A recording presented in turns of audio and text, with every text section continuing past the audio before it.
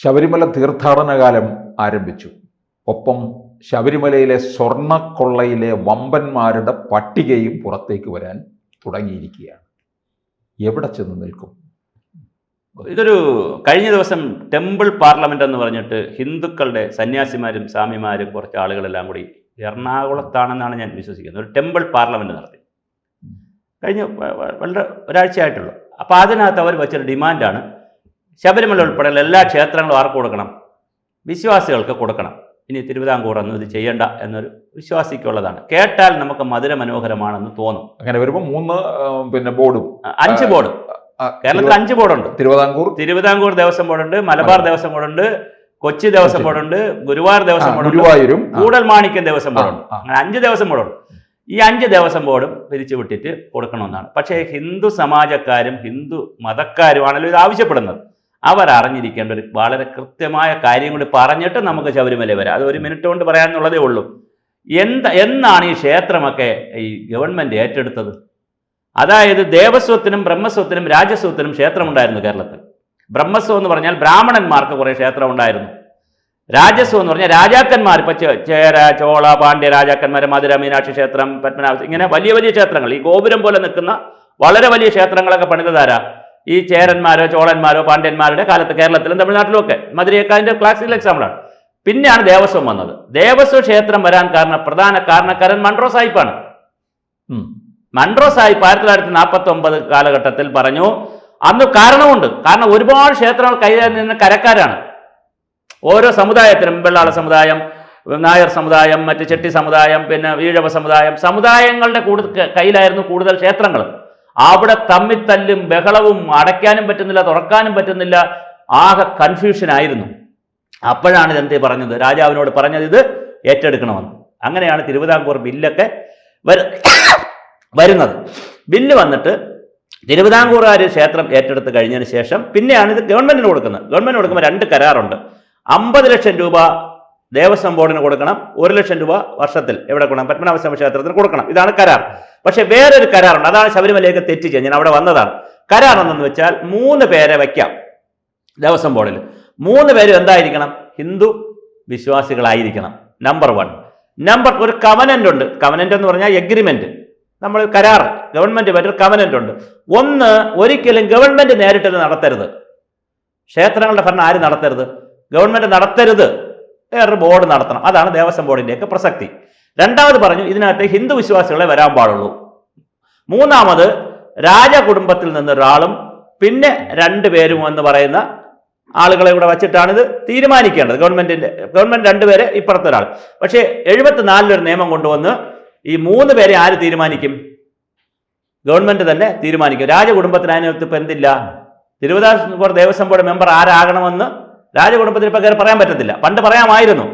അവിടെ നിന്ന് തുടങ്ങുന്നു, ഞാൻ പറഞ്ഞു 74 മുതൽ തുടങ്ങുന്നു ഇതിന്റെ ദുരന്തങ്ങൾ തുടങ്ങും. ഈ മൊത്ത ക്ഷേത്രങ്ങളുടെ കഥയാണ് പറഞ്ഞത്.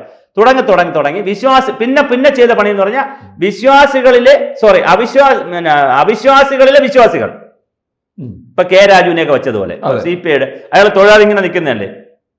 അല്ല, കെ രാജു മന്ത്രി എന്നുള്ള രീതിയിൽ മന്ത്രിയല്ലേ? പരാജയമായിരുന്നു. അതിന് അയാൾ CPI അല്ലേ? അയാൾ CPI ആരെ കൊടുക്കണം? ഒരു വിശ്വാസിയായ ശബരിമലയിൽ പോയി തൊഴുന്ന ഒരു വിശ്വാസിയെ കൊടുക്കണ്ടേ? വിനയ വിശ്വാസം ഇപ്പം VN വാസുവിന് തുല്യനായിട്ട് വന്നില്ലേ? ഇവര് അമ്പലം തുറന്ന തൊഴാത്ത ആളിനെയാണ് അവിടെ കൊടുത്തിരിക്കുന്നത്. അപ്പം അവിശ്വാസികളെ കൊടുത്തതിന്റെ ഒരു പ്രശ്നമുണ്ട് ശബരിമലയിൽ.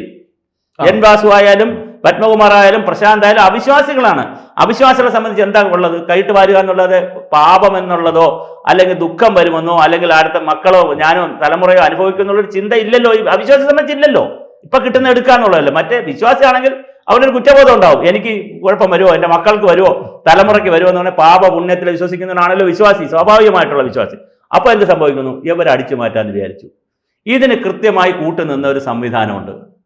ഈ സംവിധാനത്തിൽ എല്ലാവരും, ഞാൻ വളരെ കൃത്യമായി ചോദിക്കട്ടെ സാറേ, വാസവൻ എന്ന് പറയുന്ന മന്ത്രി അല്ലെങ്കിൽ നമ്മുടെ കടകംപള്ളി സുരേന്ദ്രൻ മന്ത്രിയുമായി എൻ വാസു കമ്മ്യൂണിക്കേഷൻ ഇല്ലാതിരുന്നിട്ടുണ്ടോ?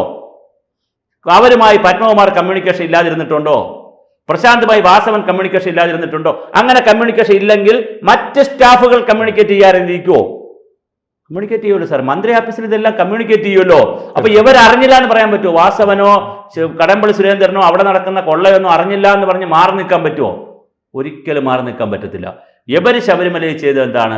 അവിടെ ഈ ഒരു പോറ്റിയെ കൊണ്ട് കയറ്റി പോറ്റിയുടെ കെയർ ഓഫിൽ ഇവർ പരമാവധി തന്ത്രിക്ക് പറ്റുന്ന തന്ത്രിക്ക് കൊടുക്കുക. മറ്റേ അതുകൊണ്ട് വീട്ടിൽ വെച്ചല്ലോ, എന്താണ് മറ്റേ കൊടിമരത്തിന്റെ വാജിവാഹനം കൊണ്ട് അയാൾ വീട്ടിൽ വെച്ചതുകൊണ്ട് പിന്നെ അദ്ദേഹം ഉണ്ടായിരുന്നു. പിന്നെ വേറെ ചില കാര്യം എനിക്കറിയില്ല, സാർ ശബരിമലയെ കുറിച്ച് പുസ്തകമൊക്കെ എഴുതിയ ആളാണ്. ഞാൻ ചാനലുകളിൽ നിന്ന് മനസ്സിലാക്കിയതാണ്. 50 ലക്ഷം രൂപയുടെ ചെക്ക് കൊടുക്കണമെന്നാണ് പറയുന്നത് മേൽശാന്തി ആവാൻ. 50 ലക്ഷം രൂപ ചെക്ക് കൊടുക്കണമെന്ന് പറഞ്ഞാൽ ഏതോ ഒരു മേൽശാന്തി കർക്കിടക മാസത്തിലോ മറ്റോ ഒരു മാസം 1-ാം തീയതി തുറക്കുമല്ലോ, തുറക്കുമ്പോൾ 1-ാം തീയതി മുകളിൽ കയറി ഒരു കീഴ്ശാന്തി, മേൽശാന്തിയല്ല കീഴ്ശാന്തി മോളിൽ നിന്ന് താഴെ ഇറങ്ങിയപ്പോൾ ദേവസ്വം ബോർഡ് മെമ്പർമാർ പൈസ വെച്ചു കൊടുക്കാൻ പറ്റാത്തതുകൊണ്ട് ഇയാൾ അവിടെ നിന്ന് കരഞ്ഞു എന്നുള്ളൊരു കഥ ഞാൻ കേട്ടു. ഇത് വളരെ ഉത്തരവാദിത്തമായിട്ട് മറ്റു ചാനലിൽ നിന്ന് കേട്ട കാര്യം ഞാൻ പറയുകയാണ്, എൻ്റെ റെക്കോർഡിൽ നിന്ന് പറയുന്നതാണ്. അങ്ങനെ ദേവസ്വം ബോർഡ് മെമ്പർമാരെല്ലാം കാശ് മേടിക്കും. എന്തിന്? അവിടുത്തെ പോറ്റിമാരാകുന്നതിനും മേൽശാന്തിക്കോ. കാരണം അവർക്ക് പൈസ കൊടുത്താൽ കുഴപ്പമില്ല, കോടികൾ കിട്ടുമല്ലോ, വരുമാനത്തിന്റെ രൂപത്തിൽ പല രൂപത്തിൽ അവർക്ക് പൈസ കിട്ടുകയല്ലേ. അപ്പോൾ പിന്നെ ശർക്കര വാങ്ങുന്നതിൽ, പിന്നെ സാമ്പ്രാണത്തിരി വാങ്ങുന്നതിൽ, തേങ്ങയുടെ കൊട്ടേഷൻ പിന്നെ 1,60,00,000 തേങ്ങ വരുമെന്നും ആ തേങ്ങയിൽ പിന്നെ കള്ളത്തരം ഉണ്ടെന്നും പറഞ്ഞത് കേരള ഹൈക്കോടതിയാണ്. വേറെ ആരുമല്ല, നമ്മളാരും പറഞ്ഞതല്ല. ശർക്കരയുടെ കൊട്ടേഷനിൽ പ്രശാന്തിന്റെ കൊട്ടേഷൻ എടുത്ത് ദൂരെ ഇറങ്ങിയത് ഹൈക്കോടതിയാണ്. ഈ PS പ്രശാന്തിന്റെ കാലത്തുള്ള കൊട്ടേഷൻ എടുത്ത് ദൂരെ കളഞ്ഞത് കേരള ഹൈക്കോടതിയാണ്. അപ്പോൾ തൊടുന്നതെല്ലാം എന്താണ്? അടിച്ചു മാറ്റാനാണ്. ഇത് ഹിന്ദു സമൂഹത്തിന്റെ ഒരു ശാപമാണ്. ഗവൺമെന്റ് അവിടെ നിൽക്കട്ടെ. ഈ ഹിന്ദുക്കളായിട്ടുള്ള ജയശ്രീ അവർ സ്ത്രീയല്ലേ? അവർ ചന്ദനക്കുഴിട്ടിരിക്കുന്നില്ലേ? അവർക്ക് മക്കളില്ലേ? ഭർത്താവില്ലേ? കുടുംബമില്ലേ? 10 പേരുടെ മോതിരം ഇട്ട് നല്ല വലിയ മാലയിട്ട ഭക്തിയാവോ? അവർ സ്ത്രീയല്ലേ? ഞാൻ സ്ത്രീയല്ലേ എന്ന് പറയാൻ കാര്യം കുറച്ചുകൂടെ ഒരു ഭയം കൂടുതൽ ആർക്കാണ്? ഭക്തിയുടെ കാര്യത്തിൽ കുറച്ചുകൂടെ ഭയം കൂടുതൽ സ്ത്രീകൾക്കല്ലേ പുരുഷന്മാരെക്കാൾ. എന്നിട്ട് ആ സ്ത്രീ ഇതിനകത്ത് പങ്കുവച്ചിരിക്കുകയല്ലേ പറഞ്ഞു. ആരും അറിഞ്ഞില്ലയോ? അവിടെ നിന്ന് 10-15 വർഷക്കാലം, 1-2 വർഷം, 2004 മുതലേ കഥ കേൾക്കുന്നു സാർ. 20 വർഷം കൊണ്ട് അവിടുത്തെ കട്ടിളയും പാളിയും അതും ഇതുമെല്ലാം എടുത്ത് അവിടെ തന്നെ വച്ച് ചെയ്യണമെന്നുള്ള നിയമം ഉള്ളപ്പോൾ ആ നിയമവും ലംഘിച്ച് 10-30 ദിവസം ഒരുത്തം കൊണ്ടുവന്ന് ജയറാമിന്റെ വീട്ടിലും കണ്ട മുതലാളിമാരുടെ വീട്ടിലും എല്ലാം കൊണ്ടുപോയി ലോകം മുഴുക്ക ചുറ്റി പിന്നെ ബാംഗ്ലൂരിലെ ഒരു അയ്യപ്പ ക്ഷേത്രത്തിലും കൊണ്ടുവച്ച് കോടിക്കണക്കിന് രൂപ ഉണ്ടാക്കിയപ്പോൾ ഇത് ആരും അറിഞ്ഞില്ലേ? ഇതാരെയാണ് പൊട്ടം വരാക്കുന്നത് നമ്മൾ? അപ്പം വളരെ കൃത്യമാണ് ശബരിമലയുടെ കാര്യം. ശബരിമലയിൽ ഇനി വേറെ കാര്യം കൂടെ, ഇന്റർപോൾ വരണമെന്നാണ് എൻ്റെ അഭിപ്രായം. ഇന്റർപോൾ വന്നാലേ കേസ് തീരുള്ളൂ സാർ. കാരണം എന്താ പറയുക സാറേ, അവിടെ നിന്ന് കൊണ്ടുപോയിട്ടുള്ള സ്വർണം മൊത്തം തിരിച്ചെടുത്തില്ലല്ലോ. ആ സ്വർണം എവിടെ പോയി? സാർ മനസ്സിലാക്കുക, സാധാരണ 1 പവൻ എന്ന് പറഞ്ഞാൽ 1 ലക്ഷം രൂപയായല്ലോ ഇപ്പോൾ. അതല്ല, ഇത് 50 ലക്ഷം രൂപ കിട്ടും. അല്ല, ഇത് ഉരുക്കി മാറ്റി എടുത്തു കഴിഞ്ഞ് വേറെ രൂപത്തിലോട്ടൊന്നും അല്ല സാറേ, ഉരുക്കി മാറ്റിയിട്ട് ഇപ്പൊ നിങ്ങളായാലും ഒരു വിശ്വാസി, കടുകട്ടി വിശ്വാസിയാണെങ്കിൽ ശബരിമലയിലെ സ്വർണ്ണമാണെന്ന് പറഞ്ഞാൽ 1 ഗ്രാം സ്വർണം തന്നിട്ട് നിങ്ങൾ 1 കോടി ചോദിച്ചാലും ചിലപ്പോൾ നിങ്ങൾ കൊടുക്കും. ഗ്രാമിനല്ല വില, മനസ്സിലായി? അതിന്റെ മൂല്യം വേറെയാണ്. അത് ദൈവത്തിന്റെ സ്വത്താണ്. ഇത് കട്ടളപ്പടിയാണ്. വീട്ടിൽ വെച്ചാൽ പിന്നെ ഞാൻ കോടിപതിയാവൂലേ? കട്ടളപ്പടിയിലെ ശബരിമല കട്ടളപ്പടിയിലെ സ്വർണം ഒരു വളയിൽ ഞാൻ ഇട്ട് കഴിഞ്ഞാൽ, മോതിരമാക്കി ഇട്ട് കഴിഞ്ഞാൽ പിന്നെ ബിസിനസ്സിലൊക്കെ കോടിപതിയാവൂലേ? ഈ ചിന്ത ഉള്ളത് കൊണ്ട് ഇത് വിദേശത്ത് പോയിട്ടുണ്ട്. ഈ സ്വർണം വിദേശ രാജ്യങ്ങളിലൊക്കെ ഇത് പോകാൻ സാധ്യതയുണ്ട്. വ്യക്തികൾ വഴിയായിരിക്കും പോയത്, ഉരുക്കിയൊക്കെ പോകാൻ സാധ്യതയുണ്ട്. അപ്പോൾ അതുകൊണ്ട് പിന്നെ അല്ലെങ്കിൽ 4 സ്റ്റേറ്റ് ഉണ്ടല്ലോ, കേരളം, തമിഴ്നാട്, ആന്ധ്ര, കർണാടക. 4 സ്റ്റേറ്റ് മിനിമം ഇതിനകത്തുണ്ടല്ലോ. ചെന്നൈ കൊണ്ടുപോയാലോ ഇത് ഉരുക്കിയത്, ഹൈദരാബാദിലാണ് കൊണ്ടുപോയിട്ടുള്ള വിറ്റത്, ബാംഗ്ലൂരിലാണല്ലോ മറ്റു കച്ചവടങ്ങളൊക്കെ നടന്നത്, കേരളം. 4 സ്റ്റേറ്റ് ഉണ്ടല്ലോ. അപ്പോൾ കേരള സ്റ്റേറ്റ് കൊണ്ട് മാത്രമേ ഈ കച്ചവടം നിൽക്കുമോ? ഇല്ല. അപ്പോൾ അതുകൊണ്ട് തന്നെ CBI വരേണ്ടതുണ്ട്. ഇപ്പം ED വന്നു അകത്ത് കയറിയിട്ടുണ്ട്. അപ്പോൾ ED ഉണ്ട്, CBI വരേണ്ടതുണ്ട്, ഇന്റർപോളും വരേണ്ടതുണ്ട്. ഇത് വളരെ കൃത്യമായ അന്താരാഷ്ട്ര ഗൂഢാലോചന. പിന്നെ സ്വർണത്തിന്റെ കാര്യത്തിൽ എപ്പോഴും ലോക്കൽ ഗൂഢാലോചന കൊണ്ട് തീർന്നിട്ടേ ഇല്ല. അത് സാർ ശ്രദ്ധിച്ചു നോക്കുക. ഏത് സ്വർണ്ണ സ്മഗ്ലിംഗ് ഉണ്ടോ അതിനകത്ത് എന്ത് കാണും? ഒരു അന്താരാഷ്ട്ര ആഫ്രിക്കൻ ഗൂഢാലോചന കാണും. പണ്ട് അൻവർ പറഞ്ഞ സ്വർണം പൊട്ടി ആ ഗൂഢാലോചന ഉണ്ടായിരിക്കും.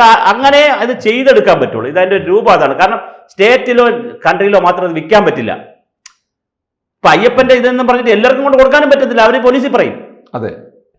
അപ്പൊ ഏറ്റവും വേണ്ടപ്പെട്ട വിശ്വസിക്കുന്നവർക്ക് കൊടുക്കുകയും ഇത് ദൗർബല്യമാണെന്നുള്ളവർക്ക് കൊടുക്കുകയും ബാക്കി കൊണ്ട് വിദേശത്ത് വിറ്റേ പറ്റുള്ളൂ. ഇന്ത്യയിൽ നിൽക്കത്തില്ല ഈ സാധനം. അപ്പൊ അതുകൊണ്ട് ഇതൊരു അന്താരാഷ്ട്ര ഗൂഢാലോചനയാണ്. ഇതിപ്പോ പുതിയ ദേവസ്വം ബോർഡ് പ്രസിഡന്റ് വന്നു, ഓക്കെ, ഒരു സാത്വികനാണ്, അല്ലാതെ ഇതിൽ അഴിമതിയും കാര്യങ്ങളൊന്നും ഉള്ള ഒരാളല്ല ചരിത്രത്തിൽ, അത് വേറെ. പക്ഷെ അതുകൊണ്ട് ഇത് നിൽക്കുമോ? ഇപ്പൊ പത്മകുമാർ ഇതുവരെ എന്ത് ചെയ്തിട്ടില്ല, സറണ്ടർ ചെയ്തിട്ടില്ല. ഇന്ന് അറസ്റ്റ് ചെയ്യുമോ നാളെ അറസ്റ്റ് ചെയ്യുമോ എന്ന് പറഞ്ഞ് നിൽക്കുകയാണ് പത്മകുമാറിന്റെ കേസ്.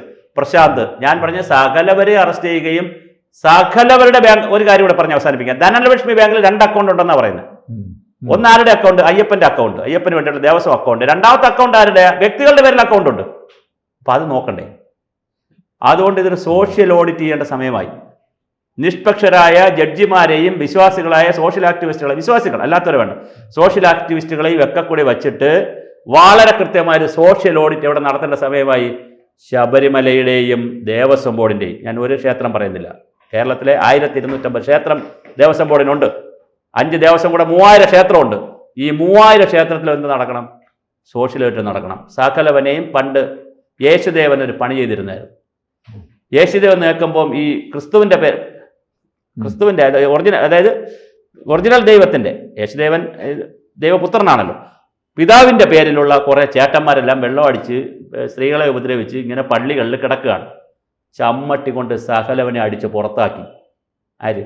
യേശുദേവൻ. അതുപോലെ കുറേ ചമ്മട്ടികളുമായിട്ട് ഹിന്ദു സമൂഹത്തിൽ ഏത് ആചാര്യൻ വരും, അല്ലെങ്കിൽ ഏത് ആചാര്യന്മാർ വരും, ഒരാളെ കൊണ്ട് നമുക്ക് പറ്റത്തില്ല, ഏത് ആചാര്യന്മാർ വരും എന്നുള്ളതാണ് ഇന്ന് ഹിന്ദു സമൂഹവും പൊതുസമൂഹവും കാത്തിരിക്കുന്നത്. കൂടുതൽ വാർത്തകളും വിശേഷങ്ങളും നിങ്ങളിലേക്ക് എത്താൻ ABC മലയാളം സബ്സ്ക്രൈബ് ചെയ്യുക, ബെൽ ബട്ടണും അമർത്തുക.